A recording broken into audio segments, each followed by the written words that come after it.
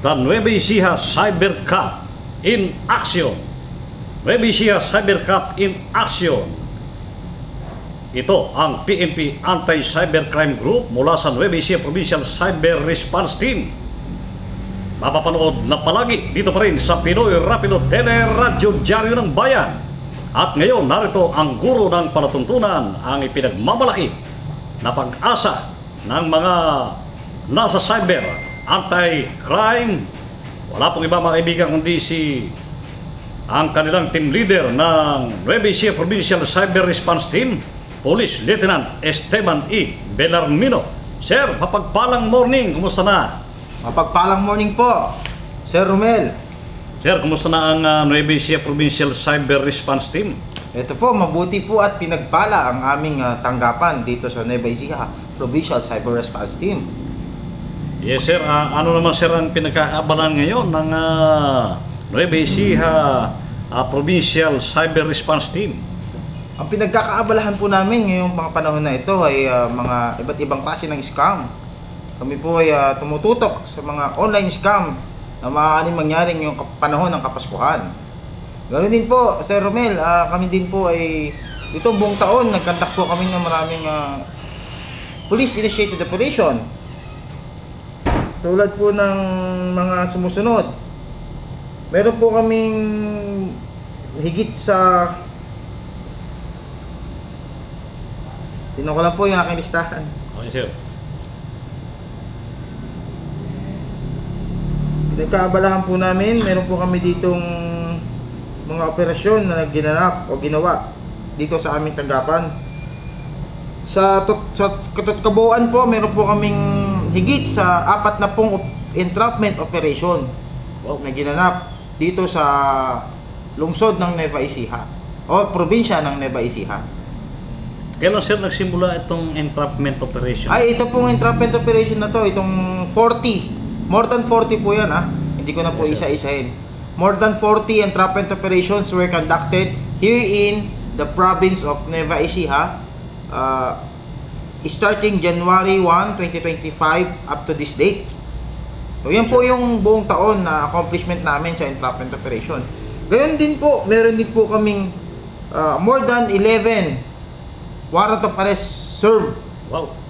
Ito po yung tinatawag nila na mga wanted person. Hinuhuli po namin ng mga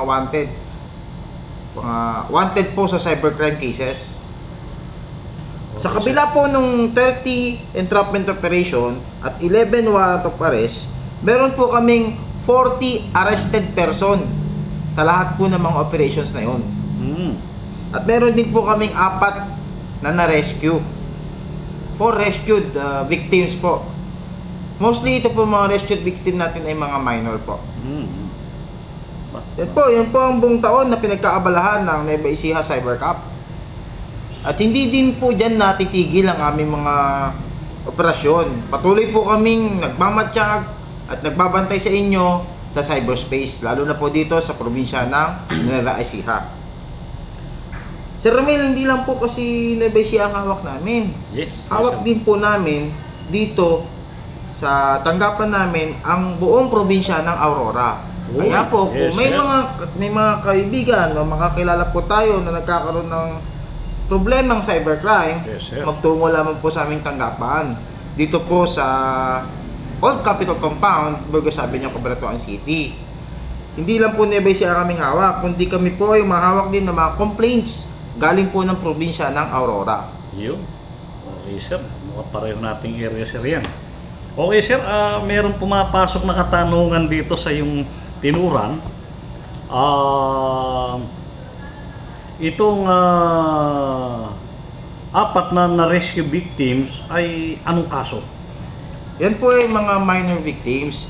Siya po ay mga kaso po ng online exploitation, Minor de edad or sex, ano? Against children. Yeah. Yung mga pinopost po online ng mga bata. Tapos online. po nagkakaroon po tayo ng problema.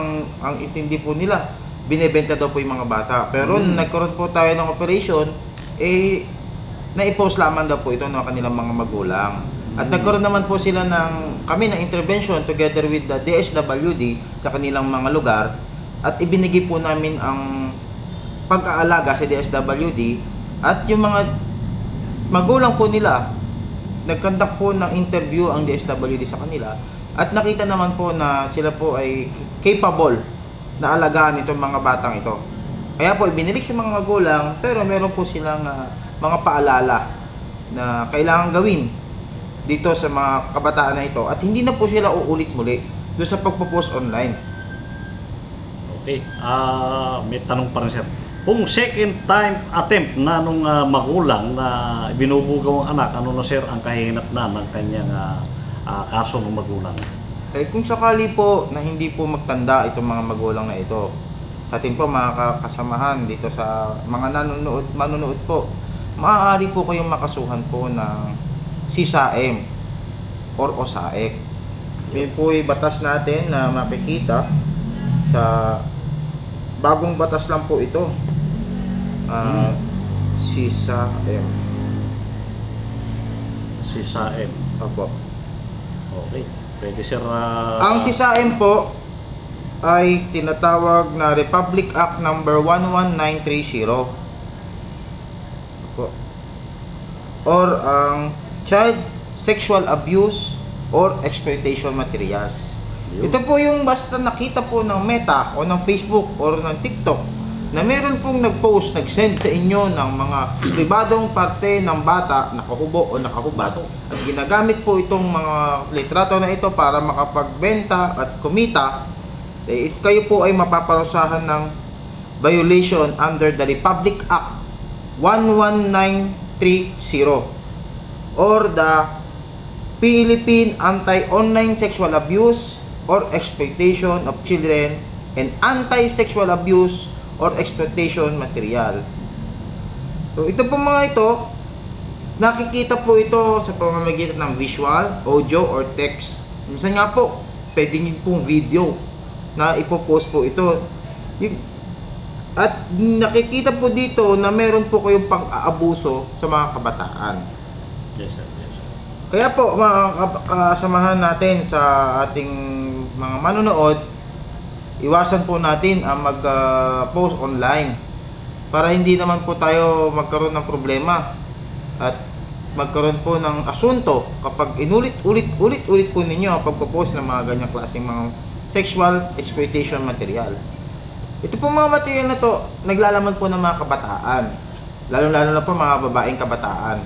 Kapag po na-detect, nakita po ng Meta, sabi po, pag nakita po namin, pupuntahan po namin kayo or aalamin namin kung nasaan kayo at tutulungan namin yung kabataan. Kaya po sa mga magulang, maaari po kayong makasuhan ng Republic Act number 11930. Iwasan po natin ng mga ganitong klase ng mga video, mga pagpo-post, kasi po maaari po kayong makasuhan sa ganitong mga klaseng pagpo-post at pag-send, pag-share ng mga ganitong klaseng video. Yes, sir. Maganda, sir, ang pinag-uusapan natin. Mukhang talagang nakatutok ang ating mga mamamayan. Sir, bago tayo dumako sa ilang mga katanungan, ay dumiretso na tayo dito sa ating prime questions. Pangatlo ay ano-anong classes daw, sir, ng scam, harassment o mga kaso ng cybercrime ang agad ninyong naaaksyonan? Lahat po ng klase ng cybercrime. Yun. Pero po, ang pinakamarami namin natatanggap, maaari po yung tinatanong kung ano na-aksyonan. Lahat naman po ng kaso ay ina-aksyonan namin agad. Right. Ngunit dito po sa aming tanggapan, kung bibilangin po natin, pinakamarami po ang natatanggap naming kaso, nasa ilalim po ito ng online scams or yung pong mga nagpapadala ng item, hindi po dumadating. Kapag po nakapagbayad na sila online, hindi na po nila nakukuha. Meron din po kaming mga kaso na tatanggap dito, yung online libel o yung paninirang puri po.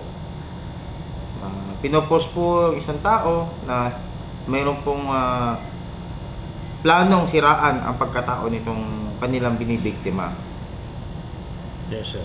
Meron din po kaming mga kasong nakahawakan dito, yung mga tinatawag po nating violations against women and children. Yung pong magkasintahan, naghihiwalay, pagkatapos po maghiwalay, hindi po matanggap nitong partner o nung karaniwan po lalaki, hindi po matanggap ng boyfriend o nung ex na iniwalayan na siya ng kanyang asawa, pinapanakot po yung mga sex video na ginawa nila nung sila pa ay maayos o may mutual understanding pa sila. At kapag po ganun, na-actionan po namin agad yan. Lalo-lalo na po, delikado po ang kalagayan ng ating mga nagiging biktima. Okay sir, may tinanggap pa tayong tanong dito.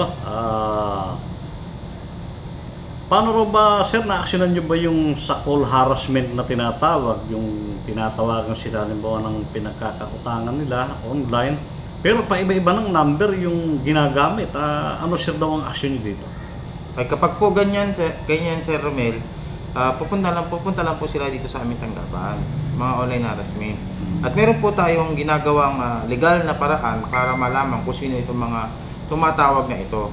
At sa kaalaman po ng lahat, pinapa-deactivate din po namin yung mga numero na tumatawag sa inyo. So dalhin nyo lang po dito sa aming tanggapan kung ano po mga numero yan, i-report po ninyo sa amin at magre-request po tayo ng deactivation of numbers. Dina-deactivate po yan ng National Telecommunications Commission or NTC.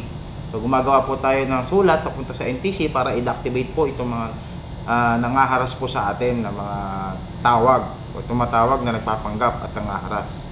Ganun pa man, may mga pagkakataon po na may mga natanggap po kami na nangaharas, nagpapanggap po NPA. At sa pamamagitan po nung cyber warrant, natulungan po namin siya. At nung nagawa na po namin yung proseso ng batas, kasampahan po ng kaso itong mga taong ito. Sir, merong lumapit sa amin, lumapit sa inyong tanggapan na sila ay hinaharas nga daw ng tawag, pero ang naging payo daw sa kanilang inyong tauhan ay magpalit na lang sila ng number para hindi na sila ulitin ng tawag ng tawag dahil iba-iba nga ng number. Ano sir masasabi? Tama po yun. Sir, yun. Tama po yun, magpalit po kayo ng number para hindi na po kayo direktang puntahan o tawagan nitong mga nangaharas na ito. Isa po yun sa pinapayo namin sa mga nagpupunta sa amin. Kasi po, yung number po na yun, alam na po yun nung suspect eh. Lagi na po niya kayong tatakutin. Ngayon kung hindi na po niya alam yung tunay mong number, yung bago mong number, hindi ka na niya matatakot. Yun po yung avoidance of threat. And then, kung hindi po kayo tigilan at gusto niyo po talagang aksyonan itong mga numero na ito, pwede naman po natin pagpatuloy yung pag-iimbestiga. Pero dadaan po tayo sa mga proseso na naaayon po sa batas. Yes, sir. Yes, sir. Sir, ito namang related pa rin, ano? Ano naman daw, sir, ang aksyon nyo kung nahahack yung kanilang mga Facebook o account and uso ngayon yung mga hacker? Ano ang naging aksyon, sir, dito? Pwede po yan. Meron po tayong tinulungan. Yes, sir. Sa pagkatauhan po ng isang nating media personality, siya po yung presidente ng CLMA. Yes, sir. Kung kilala niyo po, si Ma'am Sonia. Si Ma'am Sonia Capio. Tinulungan po namin siya, na po yung account niya, pumunta po siya dito, inihanda po niya yung mga dokumentong kailangan. Yes, sir. So yung mga dokumentong kailangan po, dito nyo na lamang pong alamin kapag nagpunta po kayo dito sa aming tanggapan.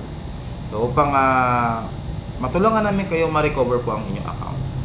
May mga pagkakataon naman po na hindi na po kailangan ng dokumento, kami na po mismo tutulong sa inyo para ma-recover ang account. Bubuksan po natin yung Facebook nyo at ihingi po ng mga legal documents ang Meta para po mabuksan po yung account nyo. May mga natutulungan po tayo na ma-recover ang kanilang account. At masayang-masaya po ang mga kababayan natin na naibalik sa kanila ang Facebook account. At paalala po, mga kasama, para po hindi po kayo ma-hack, magkaroon po kayo ng multi-factor authentication.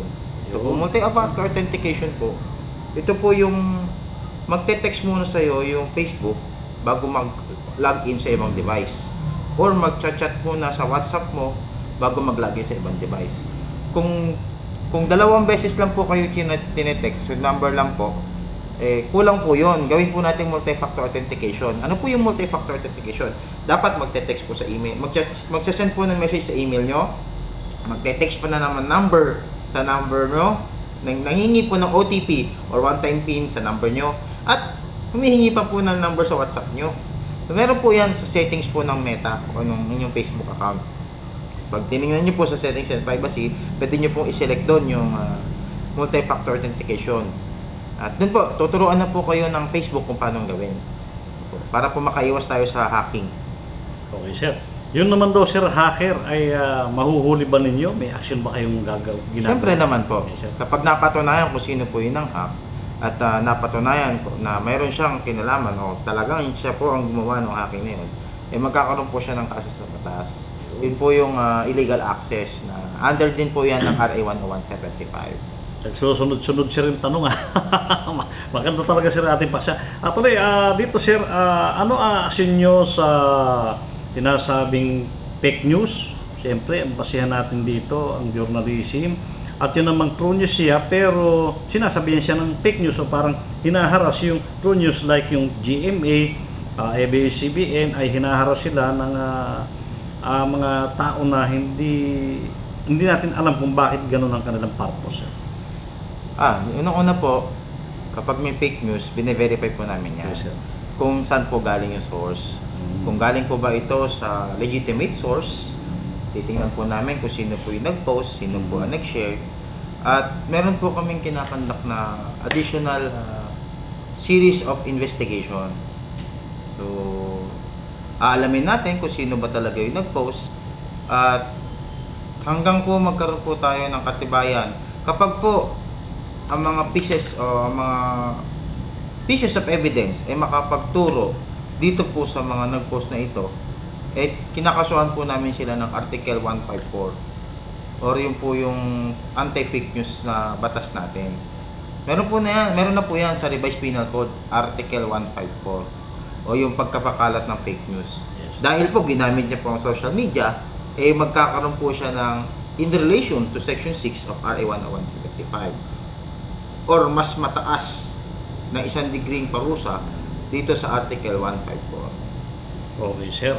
Actually, sir, yung number 4 nasagot na Kaya sa number 5 na tayo. Sir, ito na yung inyong main program.